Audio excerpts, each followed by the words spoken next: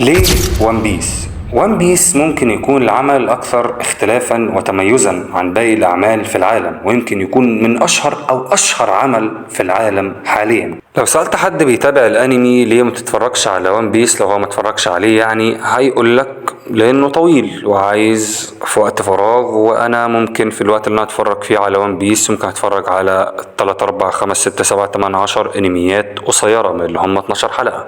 وانا واحد من الناس اللي كان اصلا بيزهق يعني في الانميات اللي 12 حلقه، كنت بزهق اكملها. فانت بتطلب مني اسمع انمي 1000 حلقه؟ هنا بقى السؤال اللي بيطرح نفسه، اكيد مش كل الناس اللي سمعوا وان بيس ال1000 حلقه مهووسين. اي نعم سمعه الناس اللي بيسمعوا وان بيس وحشه بصراحه، لكن اكيد مش كلهم مهووسين او كلهم ناس فاضيه وقعدوا يتفرجوا على الانمي ده بس. اكيد في سؤال او اكيد في سبب خلى الناس دي كلها تتفرج على العمل. النهاردة هنحاول نجاوب على التساؤل ده من وجهة نظري الشخصية وفلسفتي في رحلتي مع ون بيس، لان كل واحد ليه نظرته لاي عمل فني. وانا بصراحة ون بيس استمتعت بكل جزء فيه، لان انا عشت رحلة مختلفة عن كل الانميات التانية. اول حاجة يا صديقي لازم تفهمها وانت داخل تتفرج على ون بيس، ان انت مش عايز تشوف النهاية. احنا هنا مش داخلين نتفرج على انمي ونخلصه، احنا داخلين نستمتع. يعني ايه؟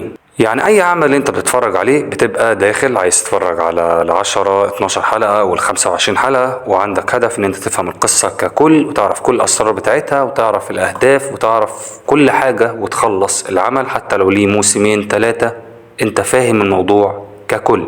لكن الكلام ده بقى مش موجود في ون بيس. انت عندك أسرار كتير جدا وعالم مفتوح وكبير جدا. بالعكس انت عندك مجموعة من الحاجات الواضحة الكاتب بيديها لك وبيقول لك احنا مش عايزين نخلص دلوقتي.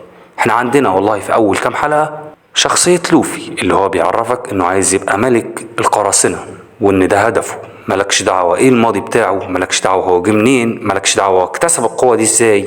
انا لسه ما قلتلكش اي حاجة. كل اللي ليك تعرفه ان ده ولد مفعم بالحيوية والنشاط وعنده قوة مطاطية واسمه لوفي، وعايز يبقى ملك القراصنة. وهيوديك انه عايز يجمع الطاقم بتاعه، وهيجيب زورو ونامي وسانجي وإيسوب، وكل واحد منهم مش هيقولك اي تفاصيل عنه غير بس الحاجات الخارجية بس. هنا في اتفاق غير معلن من اللحظة الأولى اللي انت بتتفرج فيها على الحلقة الأولى من ون بيس، ان احنا عايزين نخوض المغامرة. احنا معانا طاقم واحنا طالعين في المغامرة دي دلوقتي، استمتع بيها وعيشها، بس احنا مش عايزين نخلص دلوقتي. في اللحظة يا عزيزي اللي انت بتقبل فيها الاتفاق الغير معلن ده، يبقى انت كده بقيت متابع لون بيس، وهتقدر تكمل معانا ال1000 حلقة والمغامرات اللي ون بيس او اودا بيديها لك. بيبدأ اودا خلال الرحلة يديك تفاصيل اكتر واكتر عن ماضي الشخصيات وعن الهدف وعن العالم. بناء العالم هو التحفة الحقيقية لأنمي ون بيس، لأن الموضوع في البداية كان إن إحنا معانا سفينة وفي جزر كتير جدا، وهنعدي الجزر دي وهنوصل للجزيرة الأخيرة اللي كان فيها الكنز اللي روجر سايبه. ولكن بنبدأ نفهم من الرحلات خلال الجزر دي معلومات مختلفة ومتنوعة عن حكومة العالم وعن طبيعة العالم وعن أهداف الشخصيات المختلفة، سواء الشخصيات دي شخصيات قراصنة أو شخصيات من البحرية. وبأهم معلومة بقى بنعرفها الماضي وتاريخ العالم اللي احنا عايشين فيه، وإن كل أحداثه مترابطة تقريبا. خلال النص الأول من الأنمي اللي هو أول 500 أو 400 حلقة اللي قبل المارين فورد، هو لسه مش يعني الموضوع مش متماسك. هو كان الموضوع لسه احنا بالاتفاق إن احنا بنخوض رحلة مع بعض، وانت في خلال الرحلة دي وانت مش مدرك لقيت نفسك مجمع أحداث ومعلومات كتير جدا.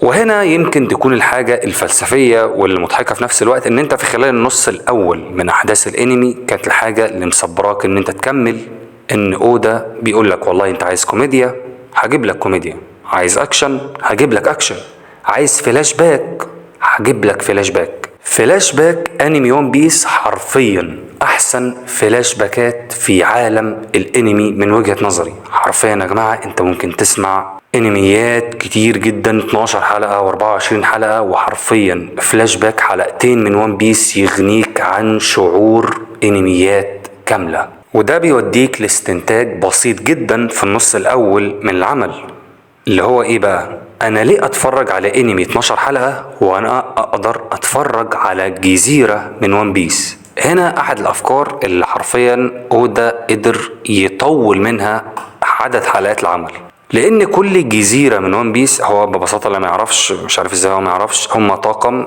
ورايحين في رحلة عشان لوفي يبقى ملك القراصنة، وفي خلال رحلتهم بيعدوا على جزر مختلفة. كل جزيرة لها المناخ الخاص بيها، لها الثقافة الخاصة بيها، لها التكنولوجيا الخاصة بيها، لأن في جزر بتبقى متطورة جدا وفي جزر بتبقى يعني غير متحضرة خالص وفي العصور القديمة، وفي جزر فيها فرسان، وفي جزر فيها حاجات يعني بحار وحاجات كده. فببساطة كل جزيرة كأنها أنمي كامل جديد، وحرفيا أودا بيتعامل على هذا المنطق. الجزيرة لها أسرارها، لها الشرير بتاعها، لها الأهداف بتاعتها، ولما بتخرج من الجزيرة كأنك بالظبط قفلت وخلصت أنمي كامل.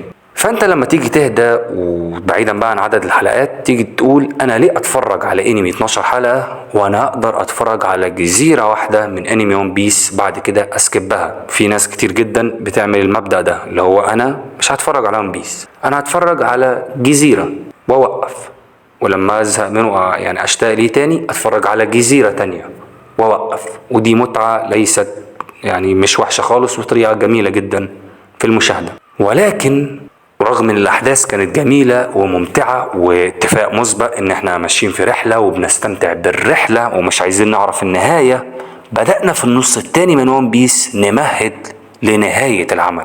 بعد المارين فورد وخصوصا من ارك جزيره البرمائيين، الكاتب بدأ يركز على احداث معينه، زي ان من 800 سنه في حاجه غيرت العالم دلوقتي. القرن اللي فات كان في سر دفين ومسيطر على الاحداث اللي بتحصل دلوقتي يا جماعه. بدأ يقول لنا مين الشرير الرئيسي في القصة. بدأ مستوى قوة الشخصيات اللي هو لوفي يوصل لمستوى أو يتحدى مستوى اليونكو اللي هم كانوا 4، بل إن هو قدر يغلب واحد منهم. الوضع المثالي اللي بيوصف أنمي ون بيس دلوقتي هو الأسرار المتراكمة على مرور 28 عاما. في النص الأول أو على مدار السنين اللي فاتت هو اتفق معاك إن مش مهم إيه الأسرار، المهم إن هنستمتع بالرحلة، والأسرار دي أنا هكشفها لك بعدين. لكن دلوقتي أنمي ون بيس قرب يخلص، أنت عارف والكاتب عارف، أو بشكل أدق الكاتب موضح إنه يا جماعة أنا قربت أخلص القصة بتاعتي. بدأ يكشف لنا عن مين الشرير الرئيسي بشكل صريح في المانجا، بدأ يكشف لنا عن القرن الماضي والأحداث بتاعته، بدأ يكشف لنا عن ليه العالم بتاع ون بيس غرقان في المحيط، بدأ يكشف لنا عن سر القوة الأساسية واللي هتبقى يعني مصدر القوة الأساسي والطاغي اللي هو الهاكي اللي هو أهم من فواكه الشيطان. أسرار كتير وفيض من الأسئلة اللي بتزيد شابتر ورا شابتر ورا شابتر، وكلها بدأت تنكشف في الأرك اللي شغال حاليا اللي هو أرك البف. لكن مش أي حد كان يقدر يكتم الأسرار دي ل 28 سنة. خلاص أودا كسب اللعبة، كسب جمهور كبير جدا، كسب أسرار كتيرة جدا، والفن في تقديم هذه الأسرار.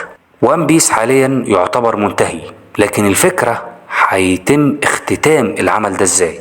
اللي متابع المانجا عارف ان في تحفة فنية وكشف كبير جدا للأسرار في أرك إلباف، شخصية الروكس، شخصية إيمو، شخصية جوي بوي. النهاية غالبا هتبقى كشف للماضي بين جوي بوي وإيمو.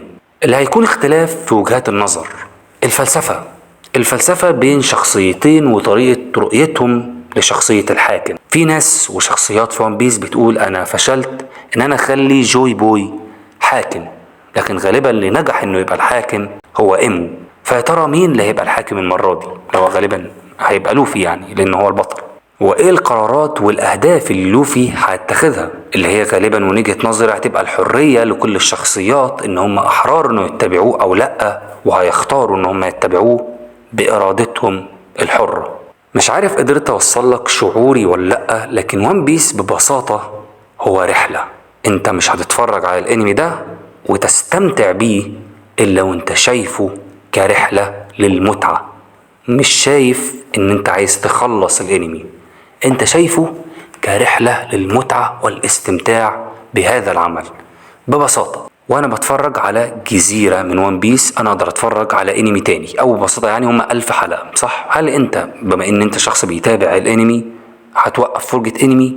لا، انت كده كده هتتفرج على انمي. فليه ما يكونش الانمي اللي انت تتفرج عليه دلوقتي هو ون بيس؟ مش لازم تسمعه كله، اسمع منه جزيرة ووقف، صدقني الأحداث مش هتكون بعيدة عن بعض. دي كانت وجهة نظري في تذوق هذا العمل الجميل، وجهة نظر بسيطة أتمنى ما تشتمش. أنا بحب ون بيس وبحب أتاك وبحب بليتش، بحب الأعمال كلها، مش لازم أحب ده بس يعني. ربنا يهديك والسلام عليكم.